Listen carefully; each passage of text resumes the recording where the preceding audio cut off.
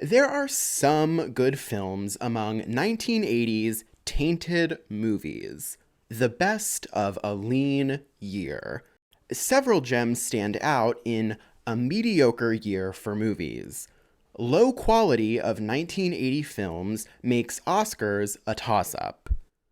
These are the sorts of headlines that were being thrown around at the end of 1980 as the industry was gearing up for its award season. You can look through old newspapers for hours and hours, and you'd be hard pressed to find a single journalist or critic who was enthusiastic about the year's cinematic output. And this attitude was maybe most concisely captured in a great Pauline Kael column for The New Yorker, written when the year was only half over, titled, "Why Are Movies So Bad?"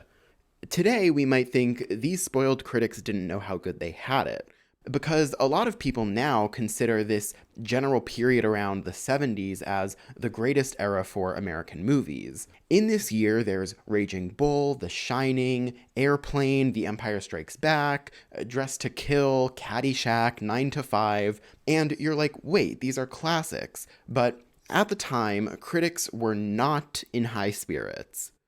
They were beginning to notice the early signs of corporate conglomerate franchise filmmaking starting to slowly creep in, but they had also witnessed the supposed excesses of auteur filmmaking firsthand. So, where were we supposed to go from here? 1980 basically saw a couple of insane box office successes surrounded by piles and piles of complete flops. I mean, this year is literally what prompted the creation of the Razzies, after a publicist saw a double feature of the notorious Xanadu and Can't Stop the Music. And the Oscars ceremony itself was pretty cursed as well. A big advertising play for this year's show was the fact that then President Ronald Reagan was going to address the viewers from the White House. And this would be the first time in around 40 years that a president got involved with the Oscars at all. And of course, Reagan had been an actor himself, so there was interest there. But on the day of the ceremony, Reagan was shot and nearly assassinated by John Hinckley. This obviously turned the entire country upside down, and the Oscars got postponed for a day. The LA Times actually sent a reporter out to the venue where crowds of fans had already gathered waiting for the show to begin, and after hearing news that it was canceled because Reagan had been shot, one 15-year-old complained, "That's not fair. He didn't die." Anyway, the next day, the message Reagan had pre-recorded aired at the beginning of the show with his permission. But even with that, even with Johnny Carson hosting, viewership still decreased 19% from the previous year, which, especially back then, was significant. So I just don't think people were that tapped into the awards slate this year. But all that said, I'd call the eventual Best Picture winner, Ordinary People, the best winner of that entire decade. And Raging Bull is an insane runner-up, so you can't call this award season bad. The greatness is just concentrated among a select few movies, let's put it that way. But I thought it would be interesting to look into a year that isn't that well regarded, because we do start scraping the bottom of the barrel in some of these categories, I'm not gonna lie. But it tells us a lot about where the movie business was at the time. With the rise of a blockbuster like The Empire Strikes Back and the disastrous crash of a highbrow auteur epic like Heaven's Gate, the idea of new Hollywood is crumbling in front of everyone, and the studio-driven 1980s is starting to take shape. So at this moment, the industry doesn't know what the fuck is going on.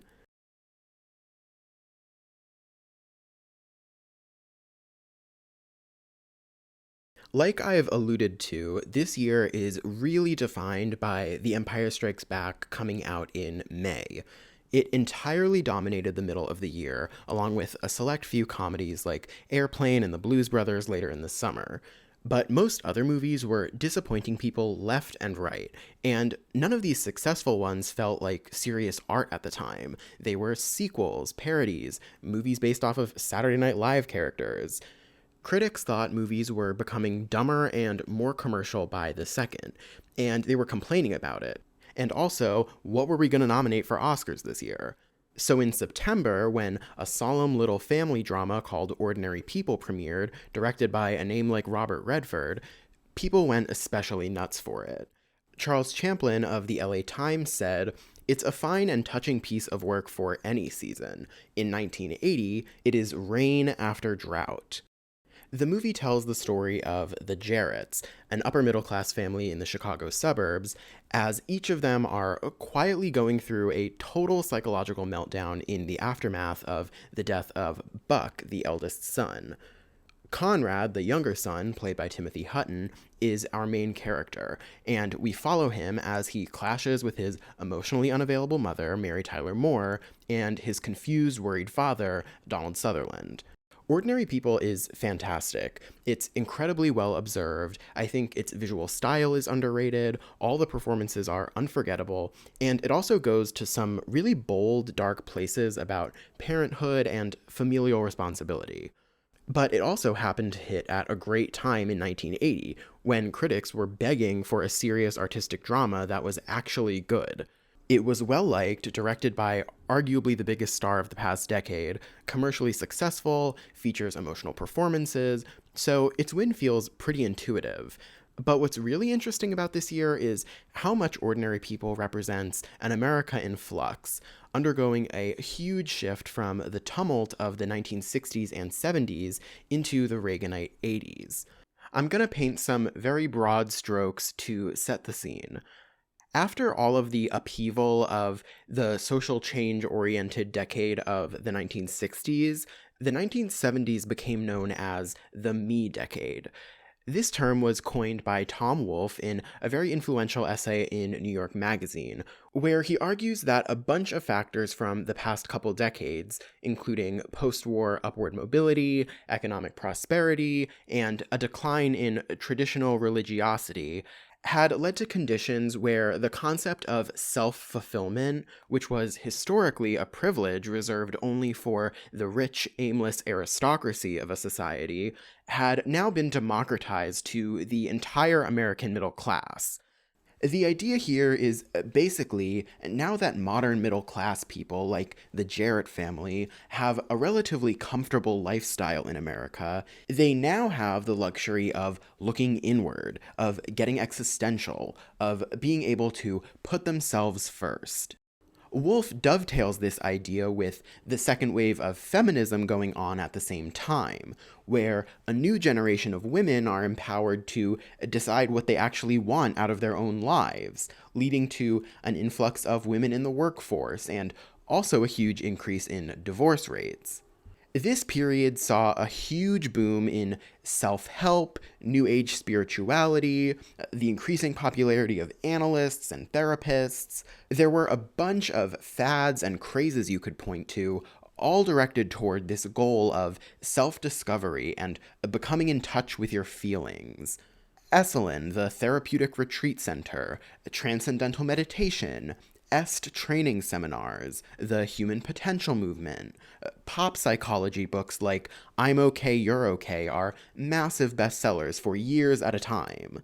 This is the same decade where Christopher Lasch comes out and argues that the entirety of the American public fits the bill for narcissistic personality disorder.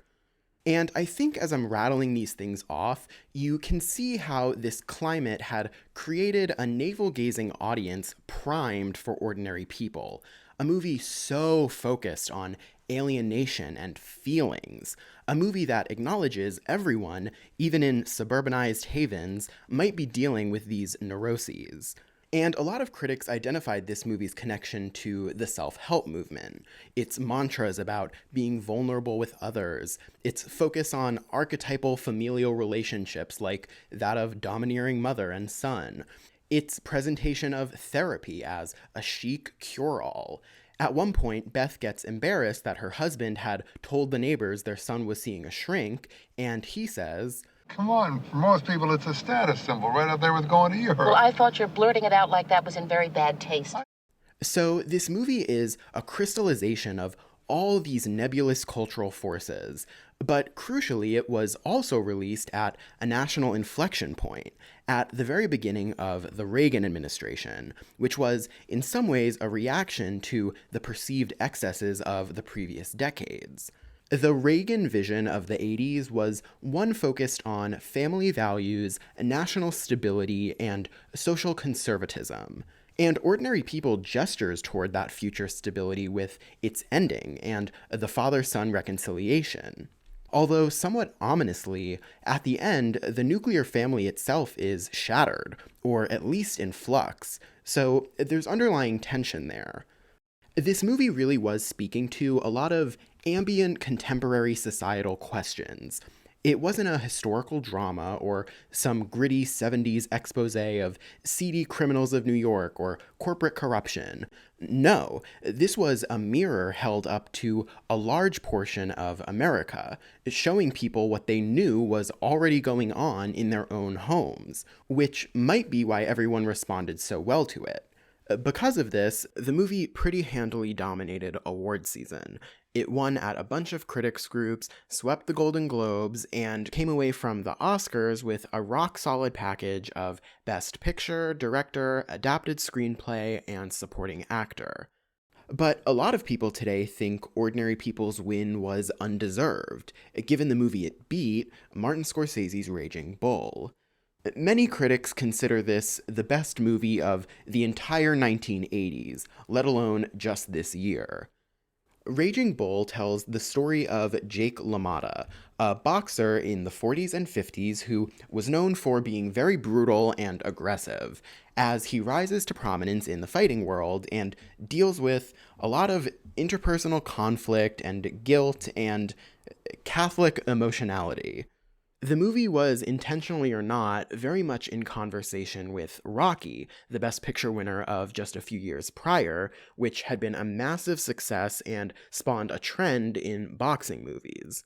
Because this, in many ways, was the anti-Rocky, harsh and alienating, where Rocky is more populist and bombastic. Raging Bull was a commercial failure, as its distributor, United Artists, completely fumbled its promotion, but cut them some slack because they were busy dealing with a massive crisis at the time. The movie itself took on a deeply personal, spiritual tone for Scorsese because after his previous movie had flopped hard, part of him genuinely thought that this might be the last movie he was allowed to make.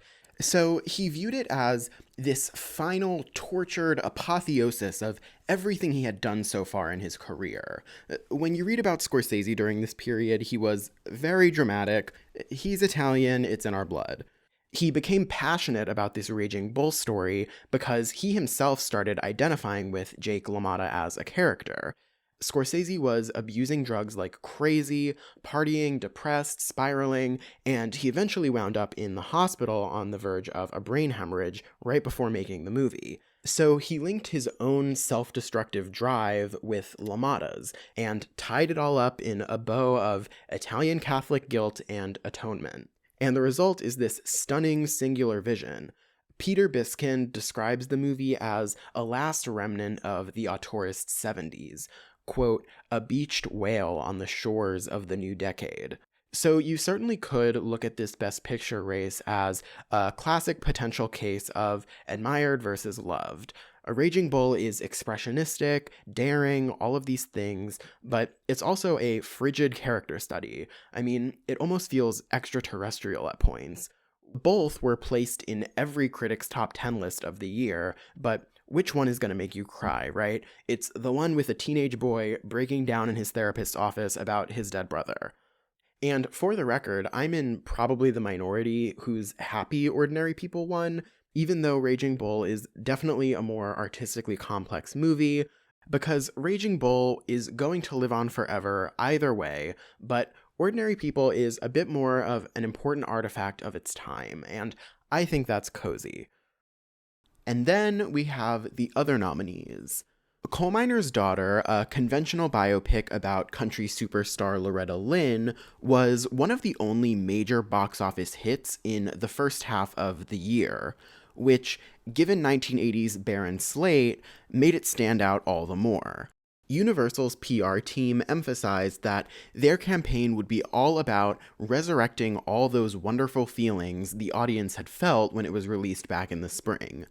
Lynn is played here by our Best Actress winner, Sissy Spacek, who I won't talk about too much yet until we get into that category, but with her star performance as the engine of the movie, it became a bit of an awards darling. It did very well at the Golden Globes and gets 7 Oscar nominations, including a bunch of tech categories like art direction, cinematography, editing. Pretty impressive for a movie like this. That said, around this era, there's typically one Best Picture nominee per year that'll miss out on a Best Director nomination because it's not as artful as the rest, and this year it's Coal Miner's Daughter. So this movie wasn't going to win, but it's a really solid, light blockbuster drama, and a semi-musical too, which couldn't hurt since Sissy Spacek does all her own singing, and it's good.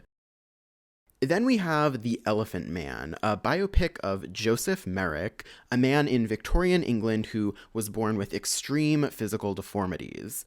This is directed by David Lynch very early in his career, back when his only prior movie was Eraserhead. And that movie had become a midnight movie cult hit, playing on college campuses and in art theaters, so people didn't really know what to make of him yet. And this movie actually came out at the same time as a book was published about the real-life Elephant Man, and David Bowie was starring in a Broadway adaptation of the story, so there was a cultural moment happening. Mel Brooks co-produced and financed the movie, and we have his wife Anne Bancroft in it as well, but Brooks didn't want people to come into it expecting comedy, so he asked not to be credited by name. The movie was extremely well regarded by critics. There are so many glowing reviews about the incredible performance and the prosthetic work and how touching and human a story it is. They were comparing it to literally every great filmmaker in the book. It was like Fellini, it was like Griffith, it was like City Lights, it was like Frankenstein, The Hunchback of Notre Dame. Most directly, it was compared to Todd Browning's amazing cult movie from the 30s, Freaks, with its similar subject matter and focus on humanity and exploitation. And this movie performed so well at the Oscars because not only did it have the above-the-line story elements nailed down, but it was also a gorgeous period piece with this gothic, expressionistic mood and the lightest touch of Lynch surrealism, so it got a whole bunch of craft nominations too. Finally, we have Tess from Roman Polanski. Tess is an adaptation of the Old English Thomas Hardy novel, Tess of the D'Urbervilles, about a peasant girl navigating the mores of her time and dealing with relationships with a couple of men. And it's notable for being Polanski's first movie following his underage assault scandal of 1977, after which he fled the United States for Europe. I won't go into details there because I don't even know if I'm allowed to on YouTube, but Google it, you all know the story. At the time, the press wasn't really editorializing with outrage like they would be today. The criminal charges are definitely mentioned in every article about him, but it was usually framed a bit more neutrally as controversy, a troubled past, and an uncertain future. There was also some ambiguity because at the time, Polanski was still claiming he would return to the US to face charges, which he is still yet to do as of today, but I don't know, maybe he's just waiting for a really good deal on a flight or something. Regardless, Columbia Pictures nailed the distribution for this movie, and it was reportedly the most expensive campaign of the year, which probably explains its major success. They even mentioned in the press that they were planning to handle it very carefully, and they claim that's because Tess is an unusual and uncommercial movie, but it's also clear that they were really trying to thread the needle regarding the controversy, testing the waters in the big cities at the very end of the year to load up on critical praise and rush it into Oscar conversation. But still, critics adored Tess. Maybe this was intentional, maybe not, but the movie almost provided a softening effect on Polanski's reputation. He had made his name on dark, harsh movies like Repulsion, Chinatown, Rosemary's Baby, while this was a more lyrical, stately romance dedicated to his late wife Sharon Tate in the opening credits. Polanski the provocateur has become Polanski the romantic, read a French review. Polanski himself even eventually pulled off a Best Director nomination, despite being snubbed by the DGA. And overall, this really became the craft sweeper of this year, running the table in all the categories you'd expect for this sort of pretty movie. For the 6th place, you can play the basic number of nominations game and assume it could have been Fame or maybe one of the smaller above-the-line movies like Melvin and Howard, maybe even an outside shot for The Empire Strikes Back.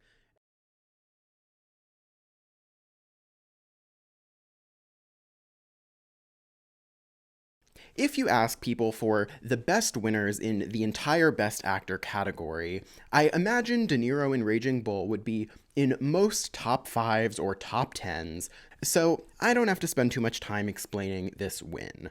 New York Times, LA Times, all these publications were calling it the performance of his career. He also gained a ton of weight for the ending of the movie, so there's the body transformation narrative, but the real crux of this performance is in how moving and uncomfortable it is. De Niro presents us with a man tortured and driven by these raw impulses for jealousy and brutality and cruelty and shame, and it's transfixing to watch. He had already won an Oscar for The Godfather Part 2 just 5 years prior, but when your movies after that are Taxi Driver, The Deer Hunter, and Raging Bull, you start to already feel overdue for a second one. So he pretty much swept critics groups and was clearly going to win.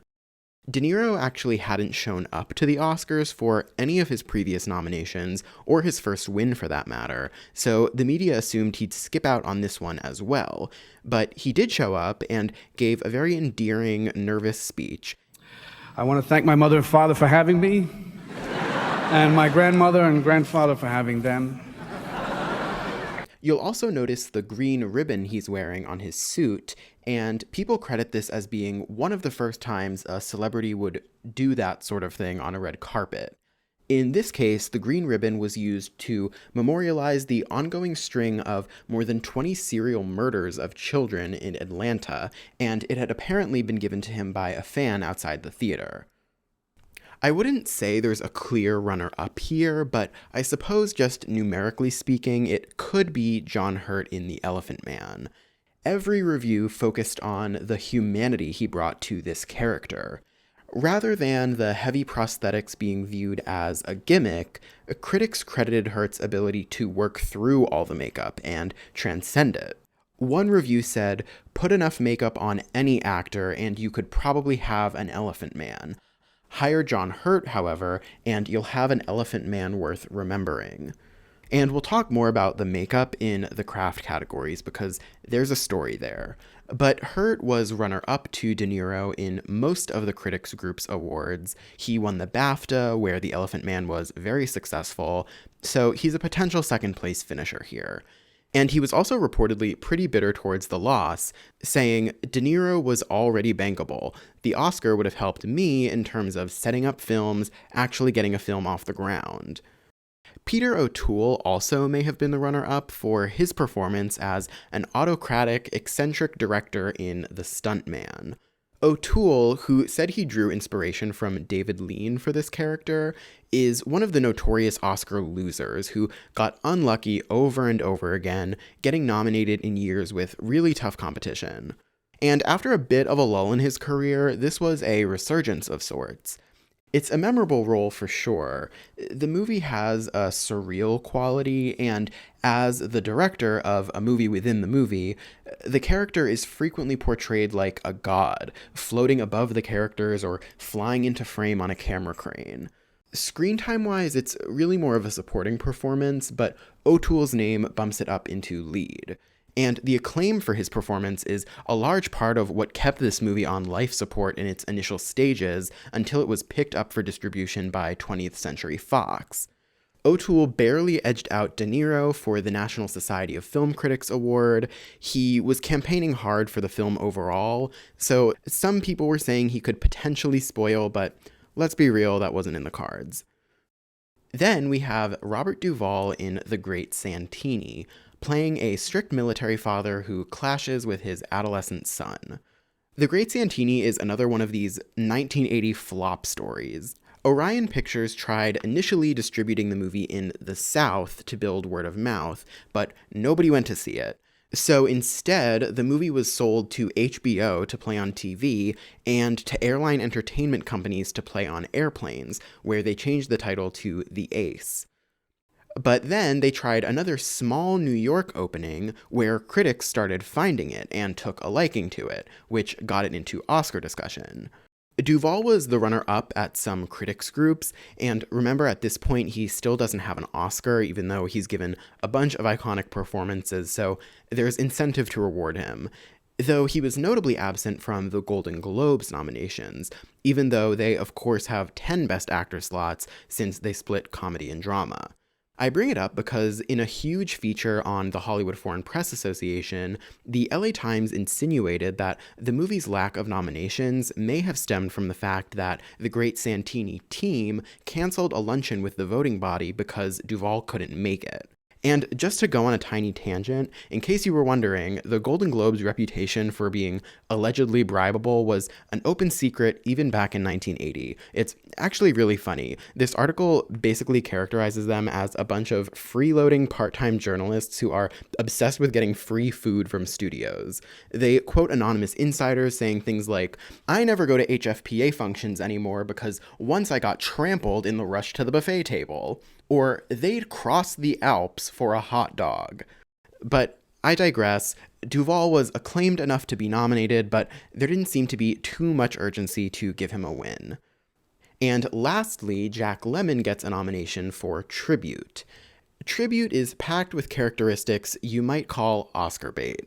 A small movie that doesn't get great reviews except for the one great performance within it, from an actor who already has 2 Oscars, a role that said actor had previously originated on Broadway and been Tony nominated for, a story about an old man coming to terms with his age and strained relationships with his family, a terminal illness as a major plot point.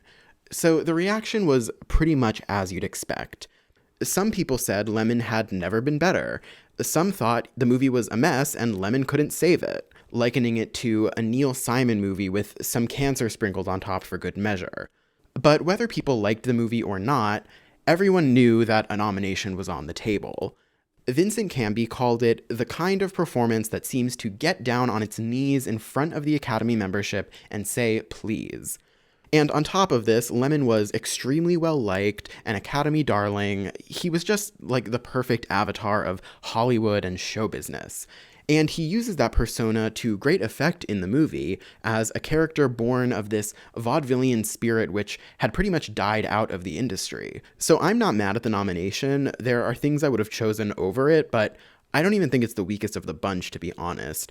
But it definitely caught a lot of eye rolls at the time. And that anger was partially due to one massive snub this year, which maybe some people are waiting for me to bring up, which is Donald Sutherland for Ordinary People. It remains a huge mystery that in a year like this, where we're trawling through straight-to-TV movies to fill out a nomination list, we couldn't give one to the frontman of the Best Picture winner, in what most people consider to be his single best performance. Where Timothy Hutton and Mary Tyler Moore are stuck in a Cold War for most of the movie, Sutherland is the one in the middle, who has to slowly confront the fact that the picket fence suburban postcard life he built for his family is falling apart, and maybe never even existed in the first place. It's a very painful, sensitive portrayal. He was name-checked by almost every newspaper in predictions, got a Golden Globe nom, but missed out on the Oscar nom. Maybe an early canary in the coal mine should have been that he was absent from critics groups, who were obviously giving everything to De Niro, but even in runner-up slots, they went instead for actors like Duvall or O'Toole. Ultimately, it seems like Sutherland's aversion to Hollywood may have been what hurt him. As someone who was never part of the club, he's said in interviews things like, "I know that community and I didn't expect a nomination." So when you compare someone like that to someone as embedded in the establishment as a Jack Lemmon, I guess it becomes less surprising.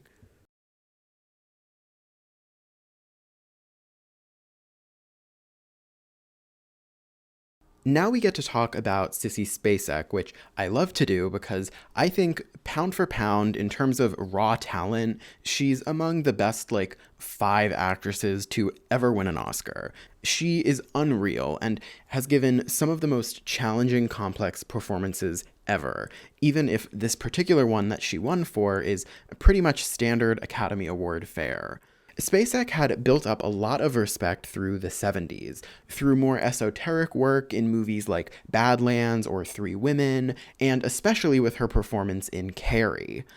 She had an alien, childlike quality which has, in my mind, never been matched by anyone. Such a magnetic screen presence. And in 1977, she was put on the cover of Newsweek with the headline, "The New Actresses," as the emblem of a certain 70s real girl, anti-Hollywood naturalism. That sort of naturalism isn't what wins Oscars, though. So her crowning moment came through her most conventional commercial role of that era, that of Loretta Lynn in Coal Miner's Daughter. If you want to look at it cynically, this is a landmark of the celebrity biopic Oscar industrial complex. Because the previous New Hollywood decade had not been a biopic-heavy decade for the Oscars. So here, Sissy's win and the movie's structure and its success proved this sort of thing was a viable path, and feels like an early sign of a trend that continues through today. Coal Miner's Daughter starts at childhood and moves through Lynn's full career.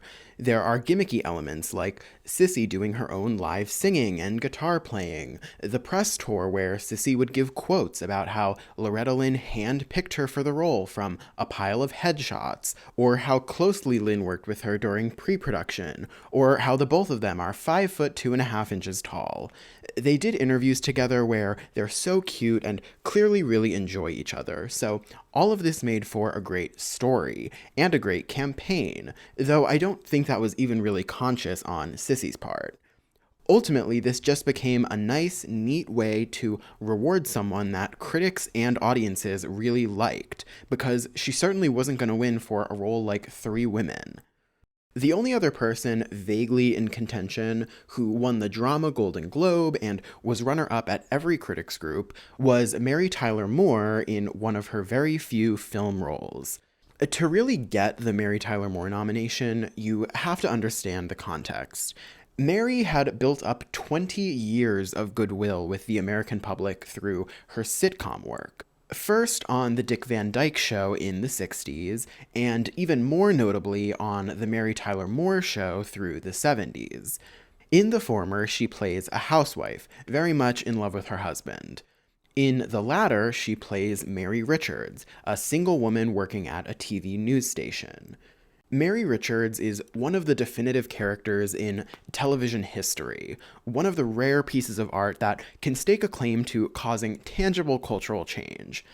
Mary became an emblem of women's liberation, a self-actualized working girl in control of her own life. And if you watch the show, which you should, it's great, you'll immediately get why Moore's performance in Ordinary People caught so much attention. Mary on TV was a gorgeous, almost model-esque figure, incredibly likable and relatable. You just want to be her. The show's theme song literally starts with the line, "Who can turn the world on with her smile?" And that's what she was most known for. Since everyone knew that Mary, seeing her in Ordinary People, playing basically Nurse Ratched in a J. Crew catalog, was all the more shocking. But at the same time, I think if you pay attention, you can definitely pick up on a bit of natural melancholy in Moore, and she and Redford definitely extrapolated that into this role. Redford actually said he cast her because he had seen her one day walking alone on the beach in Malibu, and could sense some sort of loneliness in her. And there was also some really unfortunate synchronicity when, in the middle of the press tour for this movie, Mary's only son died of an accidental gunshot to the head while loading his weapon in his home. And given the bizarre nature of the incident, there was initially confusion about whether the death was accidental or a suicide. So the similarities between this tragedy and the plot of Ordinary People became inextricable from the media narrative. There were literally profiles published weeks before the accident where Mary would be mentioning her son and how she drew on their relationship for her role in the movie. So it's just the most awful circumstance ever. Some journalists even predicted that this sympathy could cause her to edge Sissy out for the Oscar. One wrote, "If this suggestion seems in bad taste, and of course it does, well, what could be more in keeping with the spirit of the Academy Awards?" Ultimately, I think voters were really ready to give Spacek her coronating moment. They were already awarding ordinary people in a bunch of other places, and though Moore makes a huge impression, she's really in a borderline supporting performance, versus Spacek, who carries her entire movie. I think a knee-jerk modern reaction might be to speculate that people could have found Mary's character too unlikable to reward, but I'm not sure that was the case. Reviews definitely went wild with the adjectives. The character Beth was described as cold and frigid, of course, infuriating in her rigid failure, emotionally crippled, a cannibal woman, and this character tackles an incredibly touchy subject about parental love and whether it might be conditional. So I can definitely see why parents in particular could come away from the movie with a reflexive hatred for her, but most of the press I read was ultimately really receptive to the complexity and nuance of the movie, so I don't think the bitch factor was that relevant. And I don't think I've stressed enough that this is an unbelievable performance. The balance Moore has to strike is so sophisticated. The places she has to take you to are harrowing, but not in a cheap way. She deserves all the hype for it, and I think should have maybe won. But I also need Sissy to have an Oscar, so I guess it is what it is. And Spacek really is great in her role as well. You buy every phase of her development here, from a young daughter before fame all the way to an overwhelmed superstar, and she's so easy to connect to. Our next nominee is Goldie Hawn for Private Benjamin, which is one of the very few across-the-board Hollywood success stories of this year. A Private Benjamin is about a wealthy young woman who gets suckered into joining the military, which eventually allows her to come into her own and become a totem of empowered 80s womanhood. It's a classic fish out of water conceit that slowly morphs into a great snapshot of the time, coming at the tail end of women's lib, and it became one of the highest grossing movies of the entire year. This was a key career moment for Hawn, too, as the role both played into and crucially evolved the charming, dumb blonde persona that had made her famous in the late 60s. After she had won her Oscar for Cactus Flower and saw a bunch of commercial success, she took a step back to have Kate and reevaluate her career. Private Benjamin was a comeback moment for her, and a brilliant pivot. The big story here is that she was a producer on the movie, and got a lot of press out of the fact that the adorable, eternal ingenue everyone knew and loved was taking on essentially a man's role. "It is time we all took Goldie Hawn seriously," read one piece. And as David Anson wrote in his Newsweek profile of her from this award season, "If Goldie Hawn is a dumb blonde, Henry Kissinger is a dopey brunette." It's become much more common now for actresses to move into producing, but at the time it was pretty much just like Barbra Streisand and a little bit of Jane Fonda, though certainly neither of them had the doe-eyed, soft reputation that Hawn had. So for her to recognize the opportunity to mold such an iconic character for herself was a big deal, like she realized how to hack the system. What I'm saying is, for every puff piece you see about Margot Robbie making Barbie or Reese Witherspoon making her 12th miniseries, just remember that these are all Goldie Hawn's sons, and they'd be the first to tell you. Goldie is one of my personal all-time faves. This is a fantastic comedic performance with some twinges of drama too, so while she wasn't going to win against these more serious, arty options, it's an A+ nomination. Next, Ellen Burstyn gets in for Resurrection. This is a bizarre movie where the execution is off, but there's something really interesting here in the tone. Burstyn plays a woman who nearly dies in a car crash and then finds out that through the near death experience, she's gained the ability to cure people of ailments. And the movie approaches these concepts of supernatural healing and religiosity in a very oblique, inscrutable way. It's not that God is working through her, it seems to be sheer humanism driving her power. I think that's what gives the movie a unique feel, but it also caused a bit of an audience disconnect. It got really good reviews, especially for Burstyn, but articles talked about how the script was likely to baffle and unlikely to please viewers, pointing out that religious audiences who would be primed for this sort of movie may turn on it for rejecting a monotheistic idea of faith. Burstyn actually worked with the writer during the scripting process because she herself was interested in these philosophical, spiritual questions, and it is a fantastic performance on her end. She brings this calm, centered quality, very deliberate and self-possessed, even when the scenes themselves start veering into TV movie territory very quickly. Lastly, Jenna Rollins was nominated for another of her Cassavetes collaborations, Gloria, where she plays a woman whose neighbors rope her into smuggling away their young son because they're wanted by the mob. I am not a fan of this movie. I think it's mostly inert and bland.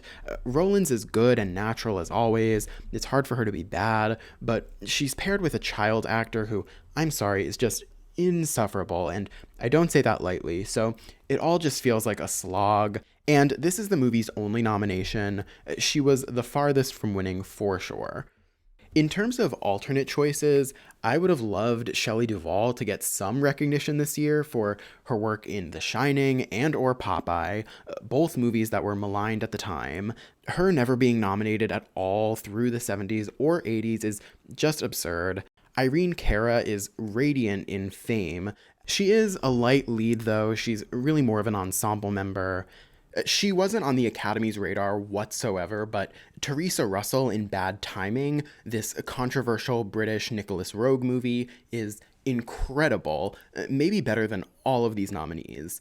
And Catherine Deneuve in The Last Metro is a great performance too, which got a lot of attention internationally, and she won her first César for that. But I think you can all see that none of these options quite fit the bill for an Oscar nomination, so, the bench was just not that deep this year.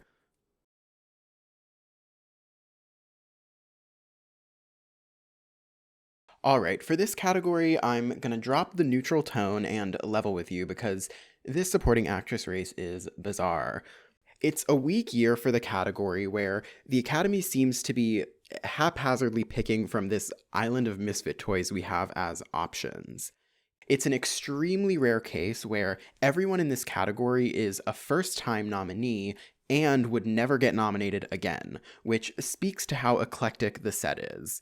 The winner is Mary Steenburgen for Melvin and Howard, a movie we haven't really talked much about yet, even though it was right up there with Raging Bull and Ordinary People as the clear top 3 most critically acclaimed movies of the year. It was a Jonathan Demme movie and raised his profile as a respected offbeat director. This is obviously before Silence of the Lambs.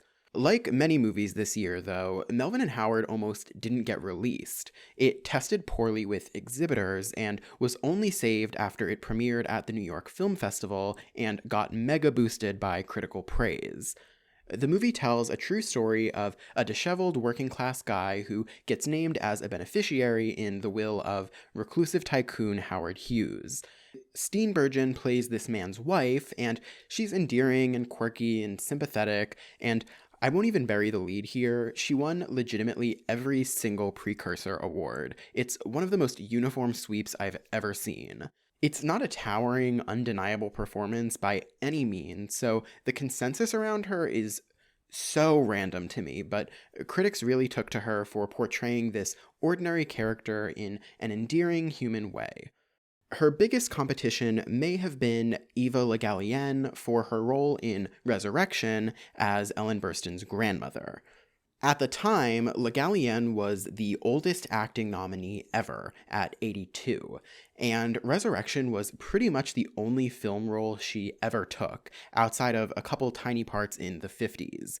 She was a legend of the Broadway world, and in the 1920s actually financed a theater of her own where her goal was to provide lower cost shows and democratize the art form for the masses. And this essentially laid the groundwork for the concept of off-Broadway and repertory theater in the United States. So she's a very cool, important figure.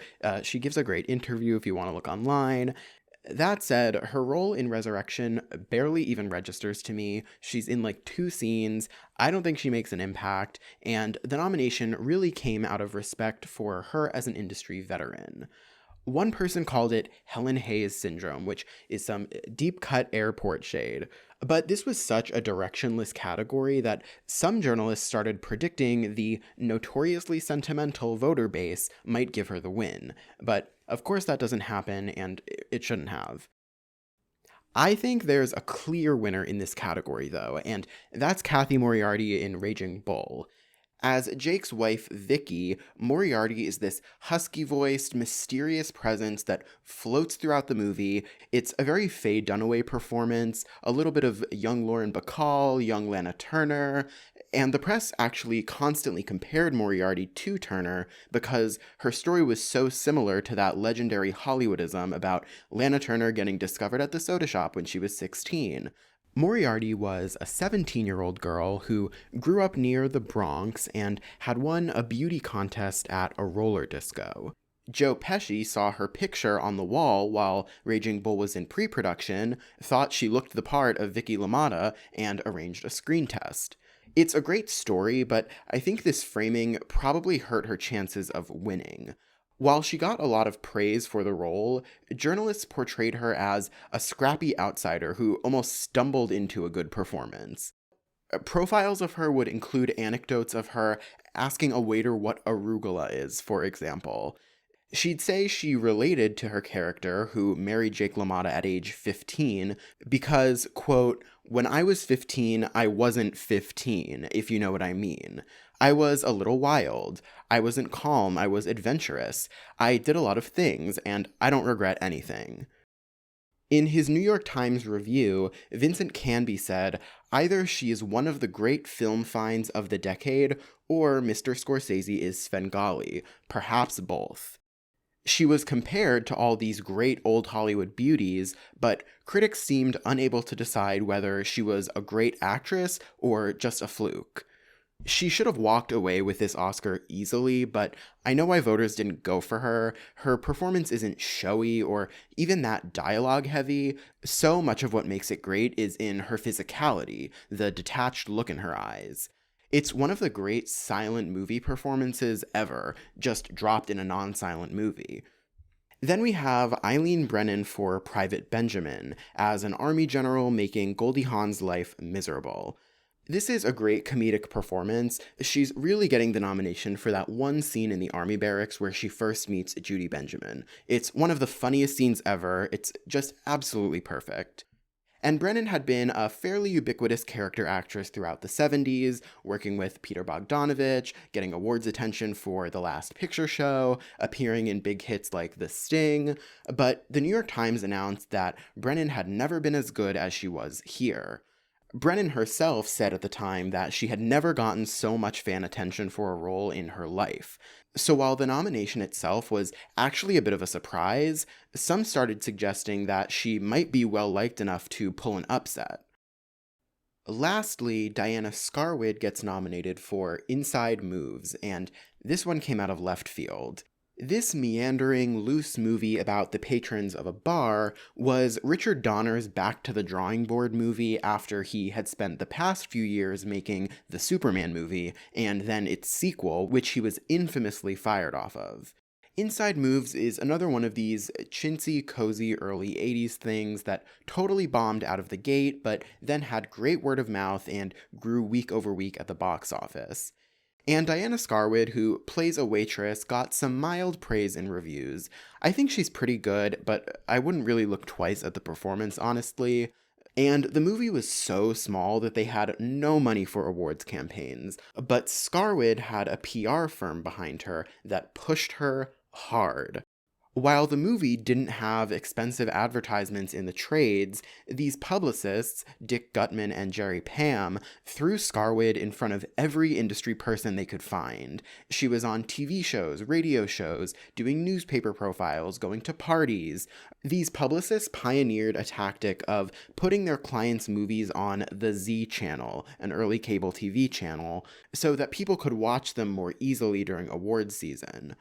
Gutman was even quoted saying, "We had Diana do British radio and television because there are a couple hundred voters over there. Why pass on them?" And if you know your Oscar history, you might be thinking right now that this sounds very similar to the Weinstein campaigning mentality, which is really interesting. She was essentially doing the modern-day campaign hustle before it really existed. Scarwood knew she wasn't going to win, and the PR firm itself admitted that. The focus was career momentum, and this all makes sense because Scarwood had just been cast in a major upcoming prestige movie that was supposed to be a huge hit. And, of course, as we all know, that went exactly according to plan, and Faye Dunaway has a second Oscar, and everyone lived happily ever after. Great, so good for Diana. And I'll also bring up that this category saw a pretty big shakeup on nomination day because there were two performances widely predicted to get in that missed out. First, Beverly D'Angelo played Patsy Cline in Coal Miner's Daughter, got a Golden Globe nomination, and was in this very awards-friendly movie playing a beloved figure. And second, Deborah Winger had broken out this year in Urban Cowboy, and she also got a Golden Globe nomination and was second to Mary Steenburgen in a lot of the big critics groups like New York and the National Society of Film Critics. So a lot of the press was talking about these two misses. There was even Dolly Parton in 9 to 5, which 20th Century Fox was hardcore campaigning for, and that would have been cool too, certainly better than some of these options we ended up with. I'll throw in my own personal snubs, and they're both tiny performances. Dinah Manoff in Ordinary People as Timothy Hutton's old friend from a mental hospital. She has like one scene, but it's a knockout, and I've never forgotten her. Anne Bancroft also has like one particularly memorable scene in The Elephant Man, and she's amazing too. Even Jessica Harper in Stardust Memories, Marilia Pera in Pichot. There are a lot of memorable supporting performances here that could have been nominated, but were not.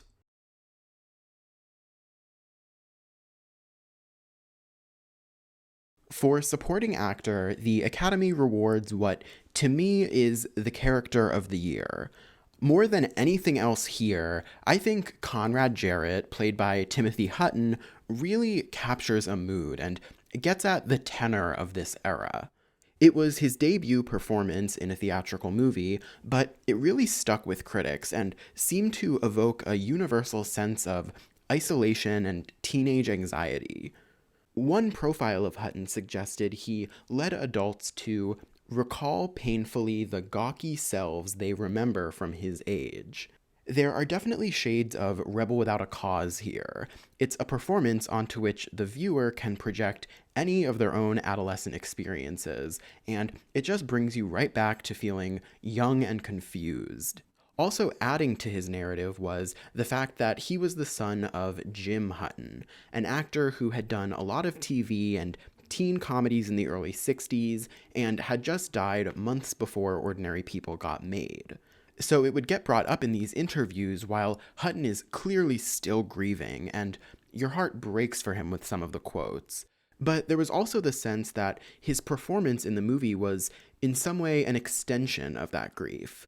And finally, after coming onto the scene, he quickly became a bit of a teen idol and tabloid fixture.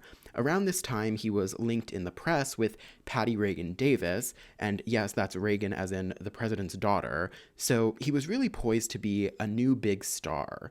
And even though that didn't really bear out in the end, this Oscar was an anointment. I have to mention the elephant in the room, which is that this is among the most notorious moments of category fraud in the Academy's history.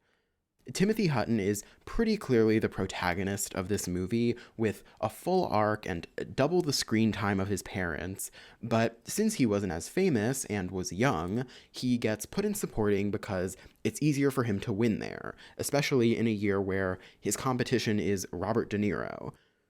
And all the papers talked about it at the time, saying that it was clearly a cheap trick from the Paramount PR department, but it was such a well-regarded performance that it steamrolled to a win anyway.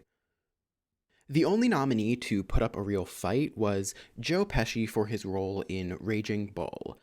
He siphoned off a bit of attention in the race, winning with the New York Film Critics and the National Society of Film Critics. It's a memorable performance and the public's introduction to this sort of abrasive, live-wire, fast talker, which would become his specialty.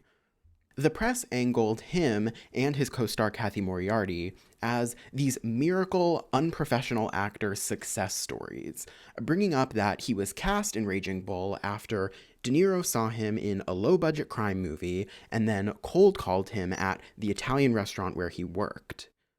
There was a potential awards narrative there for sure, and maybe if Hutton had less screen time, there would have been more of a race, but the long emotional arc Hutton's able to have is really hard to beat. Next, there's Jason Robards for playing Howard Hughes in Melvin and Howard. Robards had just won 2 consecutive supporting Oscars only a few years prior, so you could almost call this an afterglow nomination, where people just liked him and had gotten used to associating him with awards conversation. The movie opens with a long 15-minute scene between Robards and the protagonist. It sets the tone, and then he's gone for the rest of the runtime. It's not my kind of performance at all, but I can see why people liked it. Robards looks crazy, he's acting all eccentric and dazed, and since he appears right at the beginning, his presence hangs over the whole movie in a lot of ways. The New York Times described him as a mythical figure that defines the movie's off-kilter tone. He did well at critics groups, Melvin and Howard performed really well at those overall, but the length of the performance and the fact that he already had won multiple times kept him from being a major contender. Then James O'Keefe gets nominated for playing the son in The Great Santini, who's forced to contend with his gruff father. This is a performance that had the unlucky fate of being lined up next to another sensitive, depressed adolescent son character struggling with family dynamics as well. You can't help but compare this role with Ordinary People, and Hutton's is just more impactful and in a much better movie that was seen by a lot more people. The press made note of this comparison too, but there was never any doubt that Hutton was going to take it. I was really impressed with O'Keefe, so it's a good nomination. He's just stuck in a completely saccharine movie that's constantly undermining its own performances. And last, there's the double nomination for Ordinary People, where Judd Hirsch also gets in for playing Timothy Hutton's psychiatrist. Hirsch was a working actor throughout the 70s who would appear in small roles on television and on Broadway, and he finally broke out at the very end of the decade with the hit sitcom Taxi. He would win an Emmy in 1981 for that, and had been nominated for a Tony the year prior, so everything in his career suddenly hit at once. Granted, this is definitely a coattail nomination and wouldn't have happened if Ordinary People wasn't such an awards darling, but critics really liked him and thought he brought a grounding presence. You can tell he came from the theater. Some of the press did start talking about potential vote splitting that could hurt Hutton's chances and allow Pesci to sneak through, but I don't know, I can't picture many people who'd vote for Hirsch over Hutton. There weren't really any notable snubs in this category. Attention was very concentrated at the top, and there weren't too many people vying to get in, so the press had mostly settled on the nominees we got. I don't even have many snubs myself. The one I'll say is Jorge Julião in Pichote, this Brazilian movie about delinquent children, which was a breakout critical hit. He wasn't even a professional actor, but he has an incredible presence.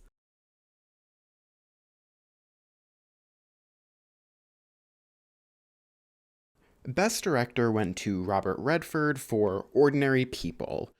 Redford had his star-making moment in the late 60s with Butch Cassidy and the Sundance Kid, and then became arguably the number one star of the 1970s, with an unprecedented run of box office mega hits, from Jeremiah Johnson to The Way We Were to The Sting to All the President's Men. Everything he touched was gold. He was notoriously private and made it clear, especially during this press run, that he was ambivalent about his stardom. I wouldn't mind moving away from the role of a glamorous figure of cartoon proportions, he said. I've felt tremendously reduced by that. As his career progressed, he had become known for exerting more and more control over the movies he acted in. In his youth, he had been a painter and seemed to always consider himself an artist on those terms. He said, "I look at directing as a natural step. I started out to be an artist, and the one thing I always missed as an actor was that when you painted a picture, it's yours." And though today Ordinary People might be read by people with no sense of movie history as saccharine or basic, really Redford was given credit here for doing something almost radical. After the 70s, which we associate most with provocative, gritty depictions of America's underbelly, Redford wanted to explore the turmoil of the normal family, which he says was causing a national psychosis. He elaborates, "I wanted to do this film because the majority of this country is middle class. There's a lot of poverty, but I have an aversion to knee-jerk liberalism in filmmaking, and I think there's a lot of that going on. Somehow it seems that the only worthwhile or significant themes must have to do with the poor or deprived, or, as Fitzgerald says, the very, very rich. I think that what is referred to as middle America seems to be dealt with only on TV soap operas or sitcoms." And I became interested in a harder look at what was the dominating social force in our country. This is the narrative that started forming. "Movies discover real people," read one headline. So this is really why he won Best Director, and why the movie was definitely more sophisticated than a TV movie, or whatever the haters like to say. That's not to say it's flawlessly directed. There are some elements like flashbacks or voiceover that feel like rookie choices, but there are also elements Redford doesn't get enough credit for. The visual style, for example. As I mentioned earlier, he started out as a painter, and I think that's so evident here. He has a great instinct for shot composition and blocking and the use of color. This is like the most earth tones ever used in a single movie. There's this hominess that contrasts with the sterile winter closing in around them. It's really artistically done. I'm not going to talk much about the other nominees who didn't have much of a chance, especially after Redford won the DGA. Scorsese would have been a great winner. You can go anywhere to hear about how well-directed Raging Bull is, and he was already considered by the press to be overdue for recognition at this point. Lynch was middle of the pack, Polanski miraculously managed to get in here, and then there's Richard Rush for The Stuntman, and like I said earlier, he gets in as the only non-Best Picture nominee, pushing out the director of Coal Miner's Daughter. And this is an inspired nomination. From the very first moments of this movie, you can tell there's a sophisticated stylistic eye behind the camera. It's surreal, it's dark, it's playing around with so many ideas about artifice and performance and the drive to create art. Love and violence on a staged movie set bleed into real life, and vice versa. There are a ton of other exciting options this year. Kubrick, Woody Allen, Hector Babenco, William Friedkin, Kurosawa, Cimino, Rogue, Renee, etc. But in terms of realistic expectations from the Academy that straddle commercial and avant-garde tastes, this is a really solid category.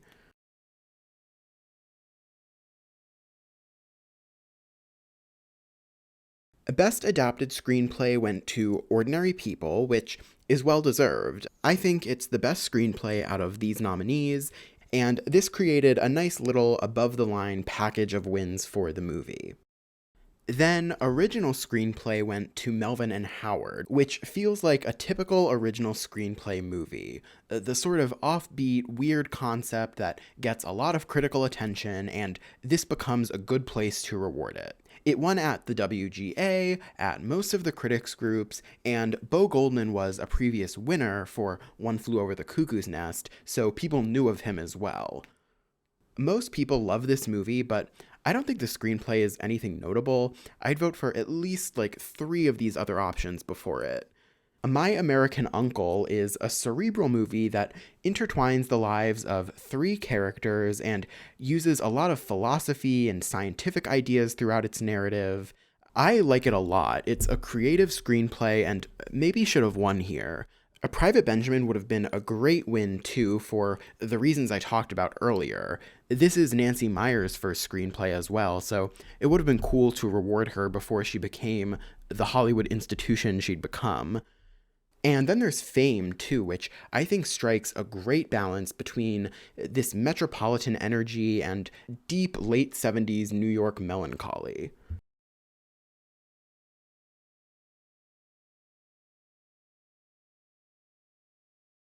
Best Original Score goes to Fame, and the music in this movie is perfect in evoking this multi-culti, bustling desperation of New York. Though it is a bit of a weird win because this isn't really a score so much as it's a soundtrack. I don't know the technical distinction there, but I do know that at the time there was at least some confusion about it, particularly coming from another nominee.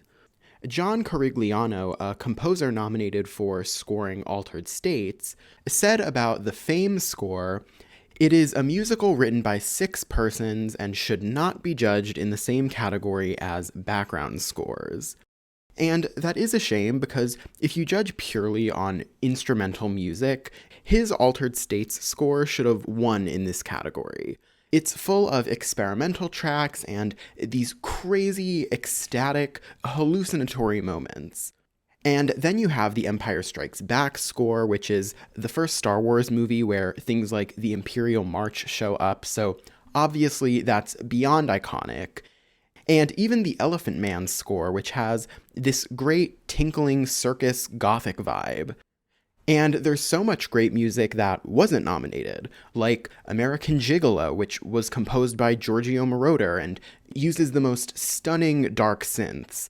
And a lot of that score interpolates elements of the original song Call Me by Blondie, and you can't watch that movie without being totally blown away by it. Speaking of, Best Original Song also went to Fame for the movie's title track. It's an amazing song. I love it so much. It was a hit. It was nominated for a Song of the Year Grammy. In a lot of ways, it sounds like a really great Donna Summer song, which is a comparison Irene Cara sort of battled throughout her whole career. Fame was actually the first movie ever to get multiple nominations in this category. The title track was expected to get in, but also nominated was Out Here on My Own, the show-stopping ballad which showed Irene Cara could do a lot more than zippy pop tracks.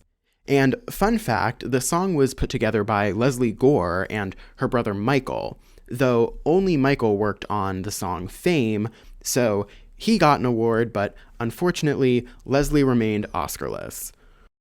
And this is a stacked category overall. You have 9 to 5 from Dolly Parton, another huge hit. I honestly can't believe that didn't win. And also On the Road Again from Willie Nelson.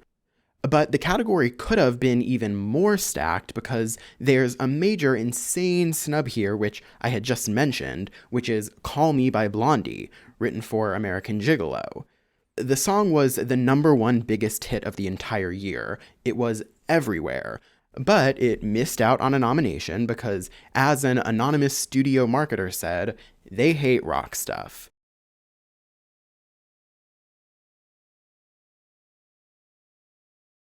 Tess comes in and sweeps 3 craft categories: art direction, costume design, and cinematography.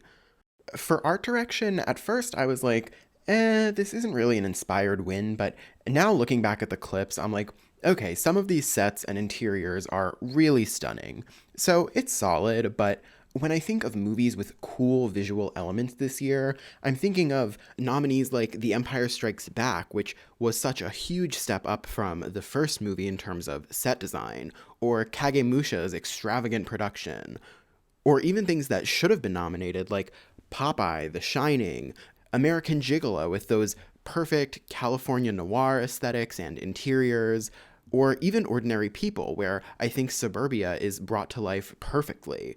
Instead, something like Coal Miner's Daughter gets nominated, and I mentioned before that it got an impressive amount of crafts, but like, do we really think this movie looks interesting at all?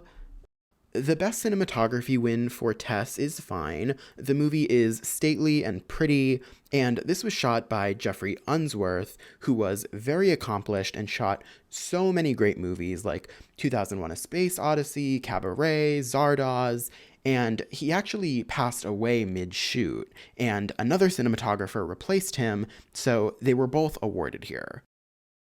Out of the nominees here, probably Raging Bull should have won because it's so striking. Scorsese actually was partially inspired to shoot in black and white after his friend and mentor, director Michael Powell, watched a screen test and said that the red of the boxing gloves was throwing off the look of the fight scenes.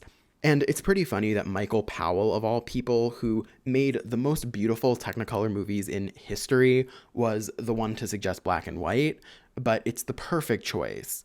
The other nominees feel arbitrary. The Blue Lagoon gets nominated, and it was such an infamous critical failure, starring a very young Brooke Shields, but the cinematographer had an insane resume, working with everyone from Truffaut to Romer to Malick, and he was in the middle of a nomination hot streak, too. For costume design, Tess stands out a bit more for me, and Anthony Powell was an Academy favorite who had also won twice in the 70s, so this win makes sense. They're standard period costumes, but very pretty. Nastasia Kinski is such a striking figure, so everything she wears looks great. She actually presents this award at the ceremony, and can you even take how incredible the staging used to be? But these other nominees aren't really doing it for me. Again, since 1980 is very heavy on the TV movie aesthetics, there isn't much in the way of extravagant costume design. I guess people would probably say Star Wars or something, but I'm coming out to say I think Ordinary People should have been nominated. This would have never happened because the Academy just doesn't award modern shopping mall daywear like this, but I think these costumes do so much storytelling. That shearling jacket Conrad wears is a standout image to me, almost like James Dean's Rebel Without a Cause jacket or Holden Caulfield's red cap. And then all of these neutral colors that are swallowing up Mary Tyler Moore and the whole family. It's all oppressively tasteful and crisp. I'm talking about fitted bomber jackets, clean pressed shirts, chunky knits, warm toned jewelry. Like, they are not playing around here.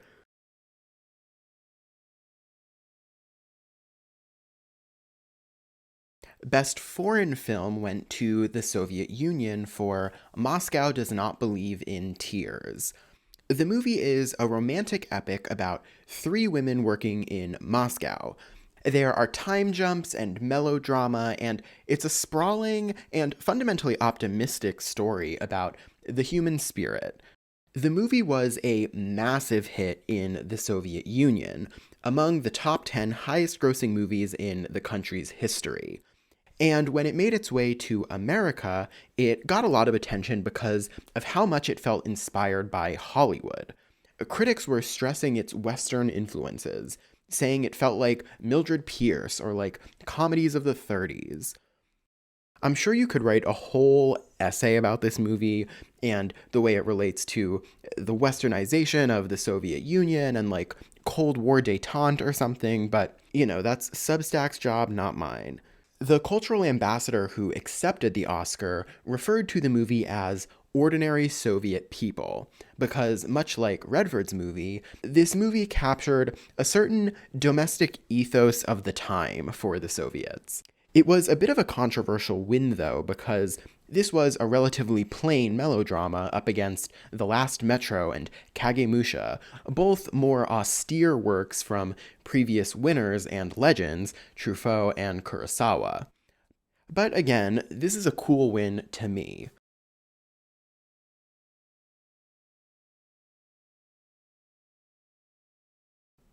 Best documentary feature goes to a movie called From Mao to Mozart, Isaac Stern in China.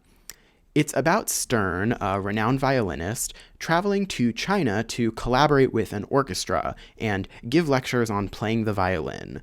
It then becomes this broader conversation about Western culture seeping into China, given that China is still sort of living in the shadow of Mao's Cultural Revolution from the 60s and 70s.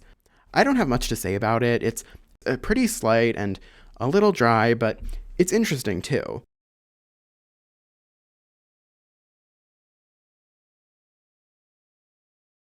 There's not too much to say about editing. Thelma Schoonmaker gets it for Raging Bull, one of the most deserving wins of the night.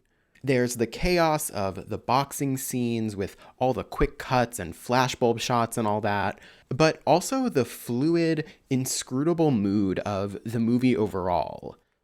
This is her first win, and she's worked on every Scorsese movie since, and is now tied for the most wins in the category. Best Sound goes to The Empire Strikes Back, the only win of the night for the highest grossing movie of the year, other than a Special Achievement Award it won for visual effects. So that's all great, legendary work, obviously. And finally, a cool thing about this year is that it actually helps lead to a new category at the Oscars for Best Makeup. This was pushed primarily through The Elephant Man, where the prosthetics work was such a pivotal and lauded part of the drama that not awarding it started to feel absurd. So the Makeup Guild began making noise and petitioning the Academy again for a category. The papers started writing up profiles of makeup artists about how important they were, and there overall seemed to be growing momentum. And then, the following year, the Academy announced the new category, the first one they had added in decades. Though in this ceremony, the artists from The Elephant Man were never given any sort of special achievement award or anything, so that's that.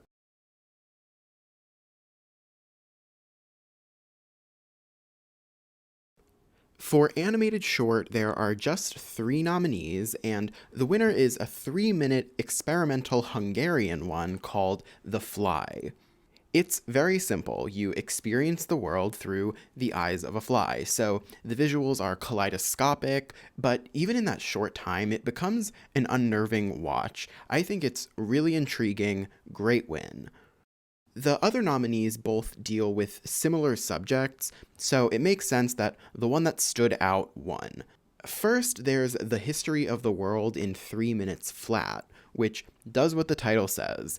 It's a bunch of amusing enough vignettes of everything from Adam and Eve to Nero to the Vitruvian Man.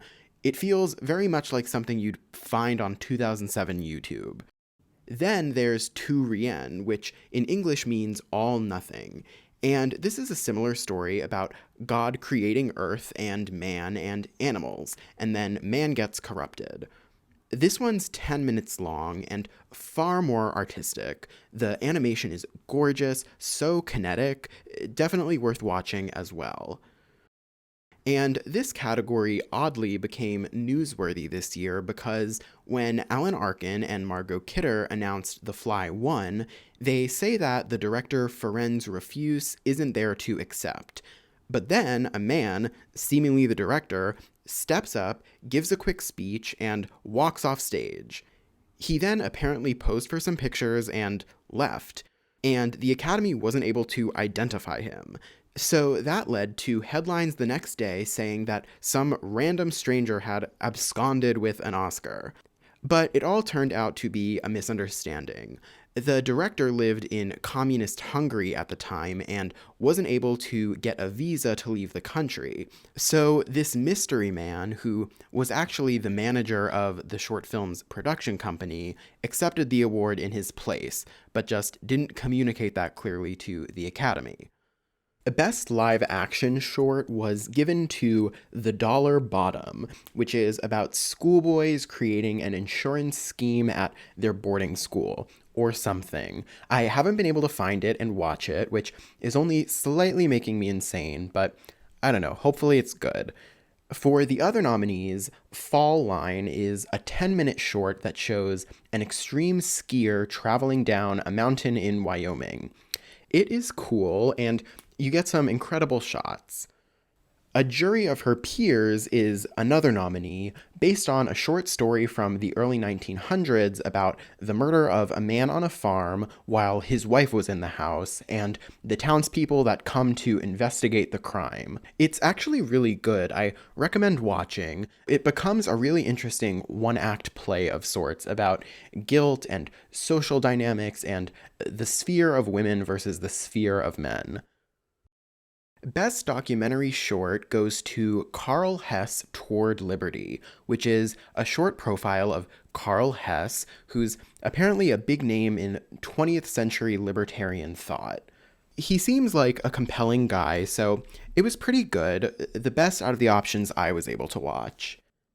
The others I saw were It's the Same World, a United Nations short about disabled people across the globe, and Luther Metke at 94, about this man who lived out in Oregon and built a bunch of log cabins.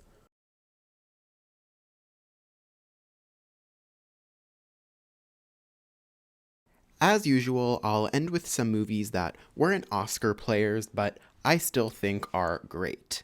It's been really fun just immersing myself in the aesthetic world of 1980 because so many of the movies this year share a similar mood. It's like these gauzy TV movies that feel both cozy and menacing and surreal, like Melvin and Howard, Fame, The Great Santini, Inside Moves, The Stuntman, even things I've already talked about like American Gigolo. They all feel like worlds that are on the verge of apocalypse at any moment.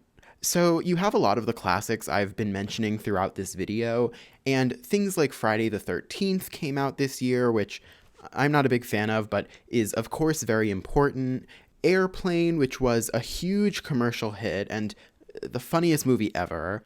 You also have a bunch of experiments running off the fumes of the 70s, like Friedkin's big gay swing with Cruising, for example, or exploitation classics like Cannibal Holocaust, one of the most shocking movies ever made, which I really love. Xanadu is so fun, unfairly hated as a bizarre neon pastiche, old Hollywood meets synth roller disco. Olivia Newton-John is the most radiant any human has ever been, and I love ELO, so the soundtrack is A+. Stardust Memories is another Woody Allen movie during his hot streak where everything he put out is like earth-shifting and perfect.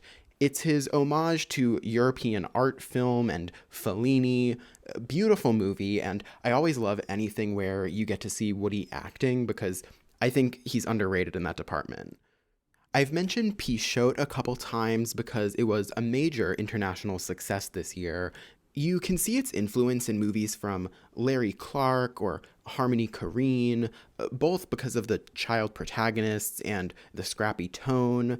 It's very emotional. It has one of the best endings of the year. Can't recommend enough.